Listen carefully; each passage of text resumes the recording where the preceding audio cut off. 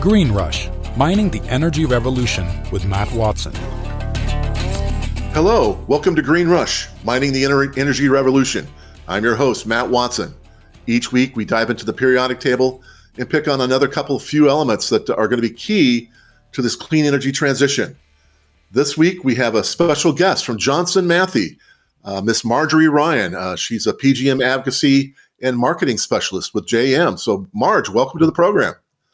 Thank you very much for having me. I'm very happy to be here. So, Marge is in London for this, so we appreciate her time, different time zones. So, Marge, why don't we start off? I'm not sure how much people know about Johnson Matthey. I was hoping you can give a little bit of background as to JM. And I grabbed some standard material off your website, and I thought this material kind of states your corporate objectives as best as anything I saw. But why don't you kind of walk us through JM and what you guys are and what you do? Sure thing. We're a UK-based company, but a multinational. We're a fairly large company. And what we are is a science and technology company. Our roots are in precious metals, in platinum group metals. And today we are a significant player in the platinum group metals industry. So, for example, we're the world's largest secondary refiner, so recycler of platinum group metals by volume. We also produce a vast array of different products and materials containing platinum group metals. And then we have our technologies businesses. So that's our catalyst technologies business, our hydrogen technologies business, and then we've got our clean air business. And clean air is essentially, I guess you could say, the business that is now where our catalytic converter technology sits. And that's, of course, what we're well known for, developing the first commercial catalytic converters. But now we really are very serious about catalyzing the transition to net zero. And we see our role within that as being really a key part of Johnson Matthey. Right. You know, I've done plenty of business with JM in the past on your refining services, which were about 50% of your revenue. And the catalytic converters are part of this clean air group that you were talking about, 41% of your revenue mix. But yeah, you're trying to develop these emerging markets around these hydrogen technologies, which are going to leverage PGMs. You know, and I knew you guys were, some 12,000 people, but what I didn't realize, 43 manufacturing sites around the globe. Wow, that's a lot. You have quite a footprint across the planet. So we do. Yeah, indeed. And it's a very diverse business, which makes it a very exciting business to work within because, the diversity of different technologies, the diversity of different markets we address, it really is a very stimulating business to work in. Right. So, Marge, being a PGM guy myself, I've gotten to know Marge over the years. We had her speak at the International Precious Metals Institute at a forum that we just held in June. So she flew across and presented, was received with just a fanfare and some applause. Man, there was a really good presentation. And I asked if she wouldn't mind giving kind of a highlight reel of some of those materials that she covered in that presentation. So, Marge, if you're okay, let's jump into this. Absolutely, let's do it. So, I love the way you characterize, the role of JM and the metals in this context. So, go ahead and walk us through this. Yeah, sure thing. I mean, I think it's a recognition that the energy transition, it's clearly important. It's clearly one of those factors that's very much changing the world and the markets that we operate in. But it is a challenge sitting within a wider context of challenges. So we do have wider environmental challenges. Resource scarcity, I think, is too often overlooked, whether that's critical metals, as we'll discuss, whether it's topsoil, clean water, resource scarcity, and then, of course, energy insecurity. And part of that, I think, is pointing to the fact that we want a just energy transition. So while we're transitioning our global energy system, we also want to widen access to affordable energy to raise the standard of living of more of the Earth's population. And the point about all this is that every single one of these challenges impinges on and constrains our ability to act, to address any of the other challenges. So that, I think, is the key point here. So help me understand this polycrisis. What do you mean by welcome to the polycrisis? It means you can't take a one-dimensional approach to addressing any one of these factors. You do need to consider everything in the round because, as I say, you are constrained in acting. And clearly, if you're addressing one of these, but potentially making one of the others much worse, that's not an ideal situation to be in. So I think there needs to be a constant assessment and a system of checks and balances on what is the optimal outcome and the optimal solution, considering all of these, not just looking at one of them in a very siloed point of view. So I think we advocate for much broader systems analysis when considering some of these things, and hopefully that will come through in what I'm talking about later. Fantastic. Right, yes. So the energy challenge, I think we all know it's far from solved, but I think you get a lot of good news, right? The expansion in renewable energy generation, batteries are going to solve things. Electrification is often talked about as the silver bullet. And I think what this slide is trying to do is to just inject a dose of realism. Because if you look at energy supply and energy consumption on the right here, where we are today, it just shows the scale of the challenge in front of us.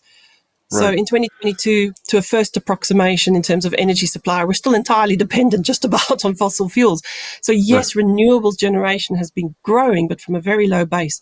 And the vast majority of that renewables build out lies ahead of us. We haven't started tackling some of those really difficult challenges yet. And then when we talk about batteries and electrification, primarily what are batteries going to address? Well, road transport, and within that, passenger cars. And for me, it's a bit of a reality check to remind ourselves, passenger cars account for 10% of our overall energy consumption. Even if we were to make every single passenger car on the road today a battery vehicle, which would be immensely difficult to do, but even if we were to succeed in that, we'd still only have addressed 10% of our energy consumption, leaving the other 90% still looking for answers. And then, yes, electricity is important. Currently, it accounts for a fifth of our energy consumption is consumed in the form of electricity. Yes, we do need to expand that, but even in its most optimistic view, which is the net zero emission scenario, the IEA doesn't see electricity getting to much more than half of our total energy consumption. So fundamentally, they are not the answer. They are part of the answer. And I love the way you were characterizing, fossil fuels, even the renewables, all these are critical mineral intensive. I mean, the plan, if you will, is to swap this out, and that's going to require an awful lot of mining, an awful lot of critical minerals, battery metals most notably, but all these other technologies as well. We're really going to have to accelerate the mining in a lot of sectors to meet these demands. So, absolutely, yeah. And here, I know you give it in the context of the battery metals. So why don't you walk us through this? Sure thing. And I mean, this is public data. It is from the IEA. This is what they would project as being necessary in terms of more supply under a net zero path to enable some of these things. And look, you could look at any set of data out there. I think it's now generally acknowledged that we're looking at a massive increase in demand for some of these metals. And as you say, therefore, an associated increase in mining on a time frame that is actually quite challenging in mining terms. Yeah. And I think it is now pretty widely acknowledged we're looking at supply gaps. Yeah. And then if we look there at what's driving this, it's not really the renewables build out that's the big driver here. To some extent, yes, but it's that electrification. And that's why we're fundamentally constrained in expanding electricity networks. We can't just make everything use a battery because this is the fundamental constraint. And really, what we're at risk of here is starving the rest of the energy system of what you could call critical or energy metals to serve a portion of energy use. I think we need a more balanced approach. I couldn't agree more. I couldn't agree more. And just to, we don't limit it by the number of slides, but just the problem with the mining is the timeline to develop, to explore, find the sites, do drill holes, map the sites, develop a plan on how to process the extracted ores, to process the minerals into the form that they need to be in. All those timelines are typically now approaching 20 years duration. And so even if you started mining projects today, you're still late. And so to meet these 2050 deadlines, it's going to be a timing challenge just because of the timeline on the mining process itself to develop and get these mines into production. So I totally agree with you. And it's always interesting putting this chart in front of miners, and because they're very familiar with the challenges that sit here. And there's two other things here to touch on, which is cost. To bring on more supply like this requires a price signal, right? And where prices sit today for many of these metals is not high enough to stimulate the level of exploration and investment that we need. So are we looking at a price rise, which means that's going to have a knock-on impact on the cost of batteries? And then, of course, the other question, which you're very familiar with, Matt, is the ESG aspects around this. Because if it's mine, baby, mine, what are the other implications of that for people and planet? We're acting like only the emissions matter, but there's other ecological impacts. Runoff from nickel mines, rare earth elements are just the most filthy thing in the world to mine and process. And we're acting like a ton of this into a windmill is going to save the day, where the damage it's caused in creating that ton of rare earths is just astronomical. And we're pushing this mining and this processing to China, who unfortunately does it with the very lowest cost and with very little ESG considerations in mind. The West will do it much cleaner, but we're just pushing this for lowest cost overseas in a fashion that is just increasing the pain. And it's not just an emissions game. There's a total ecological impact that people need to be aware of here that goes beyond just emissions. 100%. It takes us back to the polycrisis, right? We don't just have a CO2 problem to solve, and we can't just solve a CO2 problem by causing a bunch of other problems. That just does not make sense. Right. So, critical minerals efficiency, kind of an important topic, huh? Yep. well, we certainly think so, and we think it should be more discussed, and I appreciate you sort of bringing it to the fore, because we're not going to solve this on the supply side of the equation alone, right? We're going to have to look at the demand side of the equation. And people talk about energy efficiency, and clearly that's the driving argument for batteries, for electrification, is energy efficiency. And we all get why energy efficiency is important, right? We all grew up with fossil fuels. We have an instinctive grasp of why energy efficiency is important. And I think the point this slide is trying to make, if you're moving towards renewables, well, the energy itself now is by definition not finite, not polluting and non-extractive, but it's the metals that you use to harness those to which those criteria apply. And therefore, surely, if in the fossil fuel economy we considered energy efficiency, in the renewable energy economy, we do also now have to think about critical metals efficiency, because that's our limiting and our polluting resource. And again, just the bottom line there, we're not saying energy efficiency is unimportant. What we're saying is you cannot have a one-dimensional analysis that is focused on maximizing energy efficiency alone. You need to look at the balance of these two factors. Right. Fantastic. Great points. All right. Tackling the challenge. So, I mean, it's a prescription of sorts, right? And there's any number of things you could list as to what we need to do. and I know, Matt, you've been talking about this for a while. So anyway, here's my list of 6 that I offer as 6 things that I think we need to do. The first being is unlock that renewables deployment. We're only a fraction of the way into the build out, and that tied by wire constraint, meaning that renewables are going to have to be located where they can be connected directly to the point of energy consumption. That's a problem. So we need to remove that constraint.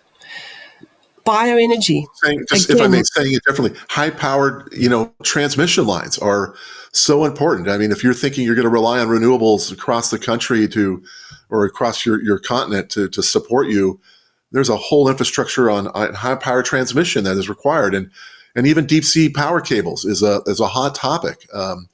If you want to put a 10.5 gigawatt wind and solar farm in Morocco to become something in the neighborhood of like 15% of the UK power grid, you need the mother of all power cables, subsea cables, to connect. It's not a trivial topic, and again, draws on a lot of metals to get that accomplished. So you're absolutely right. Very intense, very expensive. And then that's why, does it actually make more sense to convert that to hydrogen at source and transport it through a pipeline?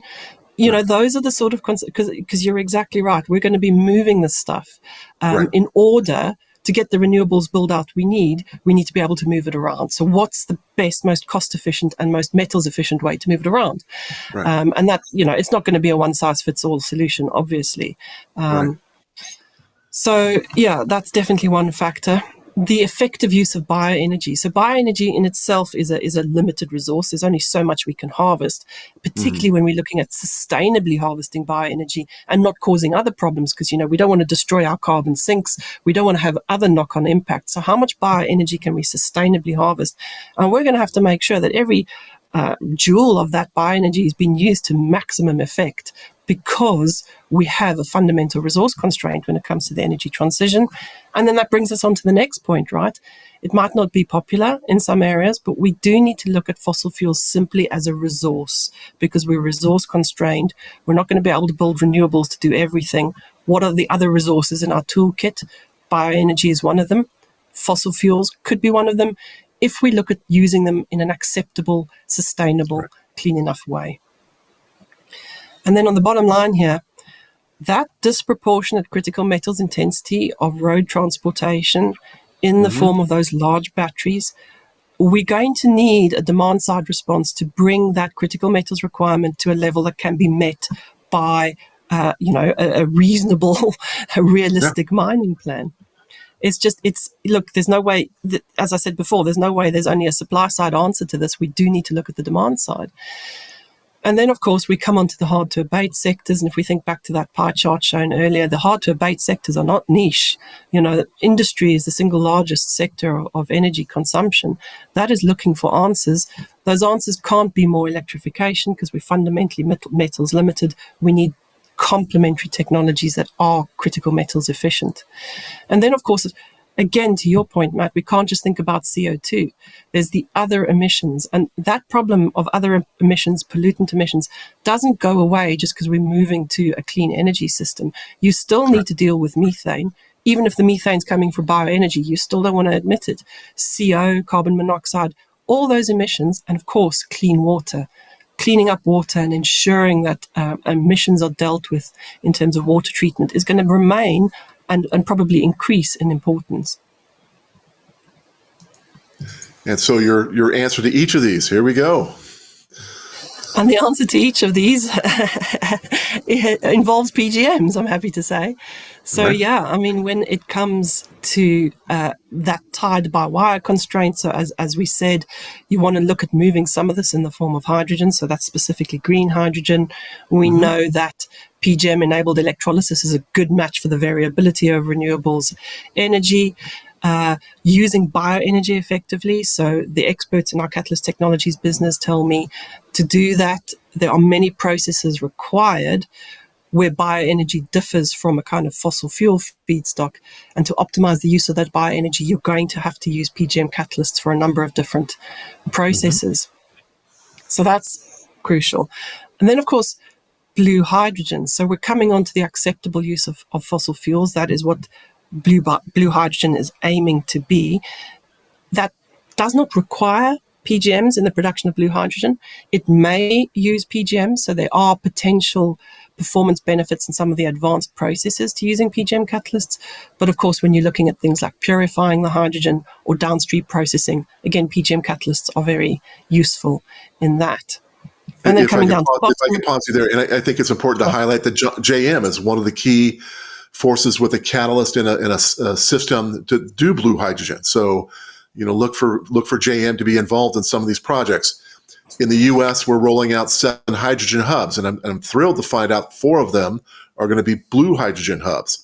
And I know environmentalists, they want 100% CO2 reduction, but if we could achieve 95% carbon capture and sequestration successfully and have only a modest 5 or 10% adder, boy, that's a pretty good economic solution. Green hydrogen, I get a little worried about because the costs are so much more expensive than fossil fuels, in the magnitude of 3 times more expensive. And if there's a cheaper way to get there, maybe we need to be willing to accept a 95% carbon capture. Marge, is that the point of your blue? Totally. We absolutely feel it as part of the solution because, look, we don't have time to do the perfect path of a completely green build-out. We have left things too late. We've got to use all the tools at our disposal, and 95% is better than nothing. So using it as as a complementary technology. And you know what it is? It's all of the above, right? We can't afford to leave any of our tools on the table at this point. And of course, as you say, you want to do the blue hydrogen in the way that you maximizing carbon capture, and that requires clever catalyst science. And of course, that is what Johnson Matthey is very good at. So doing it in an intelligent way, I think it absolutely is part of the solution and complementary to green hydrogen, which, yes, at the moment has higher costs. It's going to take time for those to come down through economies of scale, but it will happen. So using that blue hydrogen in the meantime to decarbonize and to certainly start decarbonizing the industrial base is going to be a crucial part of our transition. And it is a transition, right? It's not you do nothing and then you arrive at 2050 and you decarbonize. In the meantime, we need to look at the transition technologies. Fantastic. Why don't you go ahead and continue here? All right, remind me of the next slide. So yes, PGMs. PGMs obviously involved in fuel cell vehicles and e-fuels. We're going to spend some time on e-fuels and sustainable fuels here in the next couple of slides. And then, of course, PGM catalysts. There's all sorts of PGMs that are used as catalysts in industrial settings, used in wastewater treatment and the chlor-alkali industries, where electrolyzers are already widely used. So, there's already PGMs in that space, I think is your message. And so, let's move on. So, and this slide to me is key, because we still hear a lot of counter argument against fuel cell vehicles. Oh, they're not energy efficient. Well, yes, but they are highly metals efficient, and we need that metals efficiency.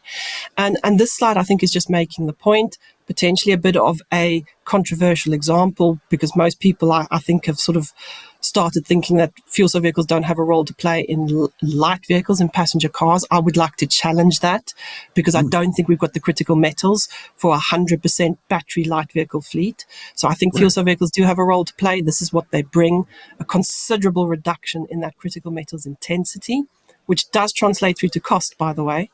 Oh, absolutely. And then when you're talking hybrids and e-fuels, I mean, the same thing applies there. When you look at an internal combustion engine vehicle, very critical metals efficient. Of course, we need to find ways to use that more sustainably and in a cleaner fashion, and e-fuels is definitely part of the answer there. But this, to me, is the number one slide. These PGM-enabled technologies, what do they give you? They give you a critical metals efficient technology to complement battery vehicles, to work alongside battery vehicles.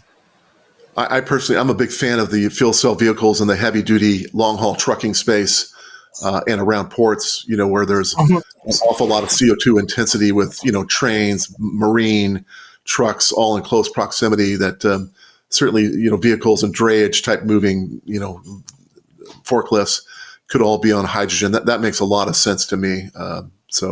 Absolutely. But I think we do need to re-examine the role of these vehicles in decarbonising the light vehicle fleet. I think, to be on track for net zero as quickly as we need to get there, we need more solutions in play. So this is a topic I think is fascinating for JM. When you look at what's your next generation, large business unit is going to be, sustainable aviation fuels and e-fuels as a topic. This I do have a lot of hope for, and I'm really pulling for JM to be successful here. So why don't you walk us through what you guys are doing here? Absolutely, and it is absolutely something we're very excited about. So, when you're talking hard to abate sectors, I think the one that is probably most familiar to people is aviation. Right. Very, very hard to decarbonize using electrification or even fuel cells, right? It's not to say that those aren't going to play a role, but the heavy lifter here has to be essentially a drop-in fuel, because we don't have time to completely design our aircraft fleet, right? That's out there. Airplanes have a long lifetime. What we need is a drop-in replacement for fossil fuel kerosene. And that is what sustainable aviation fuel is. So it looks and feels, as far as the aero engine is concerned, like jet fuel, like kerosene, but it doesn't have that fossil carbon. And the issue there being that we don't have enough of any single resource to produce all the sustainable aviation fuel we need. So again, we're looking at a spectrum, maximizing the different feedstocks, the different resources that are available to us. And there are implications here in terms of feedstock abundance and cost. So at the moment, the most widely produced and most well-established sustainable aviation fuel is HEFA or HVO, so hydrotreated vegetable oils. That's fundamentally limited by feedstock availability. It does require a platinum catalyst, by the way. And then when we look at some of these more novel technologies using different feedstocks, moving into municipal solid waste, looking at using fuel. Again, PGM catalysts are going to play a role, and we already know that in Johnson Matthey in enabling several of these technologies. And then, of course, at the end of the spectrum, e-fuels. So what is that? That's taking green hydrogen and coupling it together with CO2 that is not fossil CO2. So you've either captured that from biogas, for example, or extracted it from the air. So it's not adding to the net amount of CO2 in the atmosphere. And you're literally stitching together that carbon and that hydrogen to make a synthetic hydrocarbon. And of course, PGMs, they enable the green hydrogen, and they are used as well as catalysts in a lot of the downstream processing here. Once you've got your synthetic crude, you need to do things to it to make it look and feel like the fuel, and PGM catalysts, very relevant there. So we really do believe PGMs are going to be relevant across the spectrum of sustainable aviation fuel. But I think the point here again is we need a spectrum. It's a diversity of technology types and a diversity of different feedstocks. So a great increase in complexity relative to what you might call the fossil or crude economy. Fantastic. And I don't want our listeners to think, oh, this is pie in the sky, this will never happen. Boys and girls, this is happening. Just to give us a snippet of some headlines, and you could go, type into Google sustainable aviation fuels, and I think JM partnered with Virent, I think one of your partner companies, back in 2021 has already demonstrated on a United flight. So the first commercial flight using 100% drop-in sustainable aviation fuel happened. Virgin Atlantic and others have popped up by 23. Emirates have popped up. Airbus, they're rolling $200 million into this space. There's more money. I think there's been, close to $1 billion of investment into the sustainable fuel space. And now we just heard literally, I think this was today, United Airlines is going to begin using sustainable aviation fuels in Chicago starting this summer. Wow. So this is real. This is for real, guys. This is not, gee, I hope we can do this. So again, I'm pulling for JM here. You guys knock it out of the park, succeed, please. Thank you very much. Well, we're absolutely giving it our best. And you're right. This biomass, using it effectively and sustainably and without causing more damage is a hot button. Absolutely. Yeah, and I mean, it is challenging, and that diversity of feedstocks, again, it just sort of speaks to the increasing complexity of the processing landscape, which is happening at a time that certain very important catalysts like nickel, cobalt, copper, these are all really useful transition metals used in catalysis, facing that competing demand now from batteries and electrification. So the fact that PGMs come in as highly effective catalysts that can enable many of these processes, I think is key. And we're going to come on to why the PGMs offer a particular opportunity here in terms of their availability, Matt. I know we're going to talk about that in a minute, but I think the point I want to make is we are looking at a far more complex processing environment to come, which means you really do need to deploy your best catalyst. And then, of course, you need to think about circularity. So enabling that circularity, we can't have a linear economy anymore. We need to look at recycling. Even if you're making your plastics from biofeedstocks, you still need to deal with the waste. You still need to recycle those. And of course, the catalysts themselves, those need to be recycled. And this, of course, is where PGMs offer a particular benefit, which is that platinum group metal catalysts are routinely recycled today, whereas with base metal catalysts, often that's not the case yet. Yeah, we just, again, slight count limits, but the PGMs as a metal are some of the highest sustainability metrics, high rates of recovery and reuse. You're in all these catalysts, you're not, losing the catalyst other than autocats. Some does get out the exhaust pipe, but what's left in the catalytic converter is very good capture and recovery rates through refining and recovery. So, and it gets in the yields just get better as you move into these, hydrogen economy type of spaces. The recoveries will be even higher still. So, lots of sales points of why PGMs are suited here the best, I think, as a catalyst. But it's an aspect of metals efficiency, isn't it, Matt? You mine it once, but you want to use it over and over and over and over again. And that, that aspect of metals efficiency is one that the PGMs really have nailed. Right, exactly. And we have the largest pool account in the world of PGMs. It's in our existing ICE vehicles and all the catalytic converters today, both in trucks and light duty. There's millions and millions of troy ounces tied up that will be recovered in time as those vehicles age out. So that's a grand opportunity to take advantage of reusing those metals. Yeah, and that's set the slide up very nicely, which is this massive opportunity that the PGMs present in terms of their availability. As you've just said, our current largest market is PGMs going onto catalytic converters. Those are going to be recycled still for decades to come. But in the meantime, that market is going to decline through the energy transition. So nobody knows exactly the rate of that decline, but we do know that vehicles with internal combustion engines, the production of those vehicles will decline as battery electric vehicles take more share. And what that means is that we're freeing up PGM availability for new applications, which is really a unique situation among critical metals or energy metals. The fact that they are actually enabling innovation through increasing availability, through a stabilizing price environment. This, I think, for innovators, for people looking at R&D, and as you say, for people looking to make the maximum benefit of that urban mine you've just described, the opportunity for innovation here is immense. And that's important when we look at, the challenges that the energy transition presents. This PGM opportunity is going to be key to solving some of those challenges. So this, I think, at Johnson Matthey is something we're really excited about. A lot of people look at the market structure for PGMs today and say, oh, well, your largest market is going into decline. But yes, you need to think about what's coming next, which is those new applications, and they're going to come along as replacement markets. And that, of course, is what fuel cell vehicles are. They are a replacement market, and making use of that recycled platinum coming from internal combustion engine vehicles, which is, really beautiful. Right. So just to present a slightly different view, my modeled outlook for ICE vehicles is a high mix of hybrids vehicles. And there's a big discussion on hybridization versus, full BEVs. And I've got a mix by 2050 where it's about a 50-50 mix between hybrids and BEVs. I think the EV market sector, not that we won't get there eventually, we will, but I think it's going to take another full major design turn, perhaps lithium sulfur type of chemistry with energy densities are twice the size. So instead of a 1,100 pound battery in your Tesla, you can have a 500 and 600 pound battery in your with twice the energy density that accomplishes the same range. I think it's really going to take a revolutionary turn here to get those commercializations and demands in line. To be more competitive with otherwise hybrids being just selling themselves, if you will.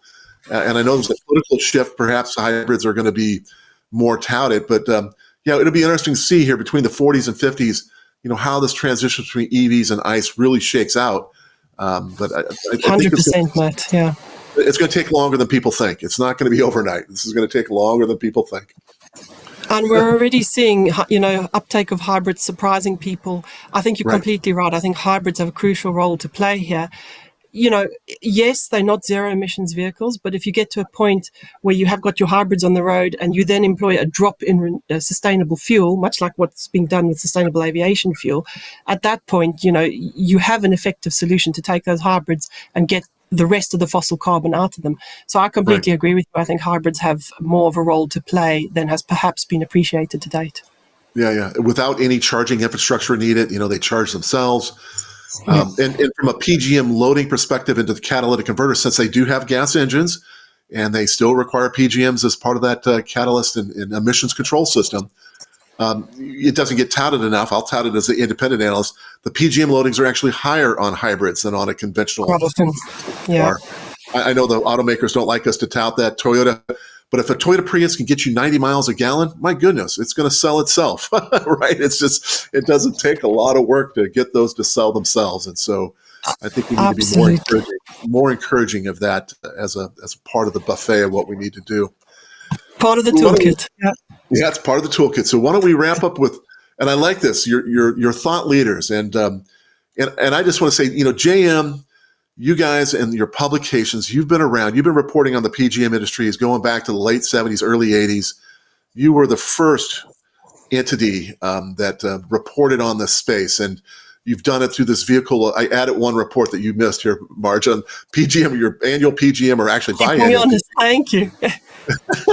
Your PGM market reports. You guys are a pillar for the data going back in time on where all these metals have gone and how we're going to get them recovered back into the loop.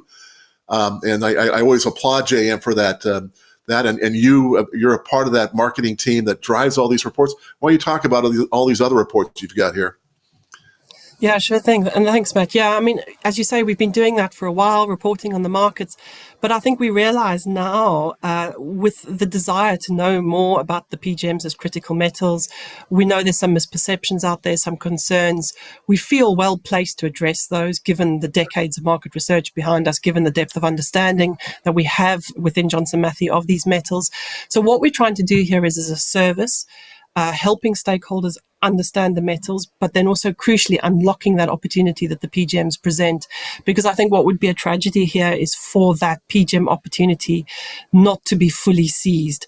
Given we're sitting with this polycrisis, these immense challenges, this resource scarcity, other critical metals facing those supply gaps, I think what we're really keen to see is the PGM opportunity harnessed in full. And, that's why we do these papers, really trying to equip people with the information they need to make informed decisions when it comes to using the platinum group metals.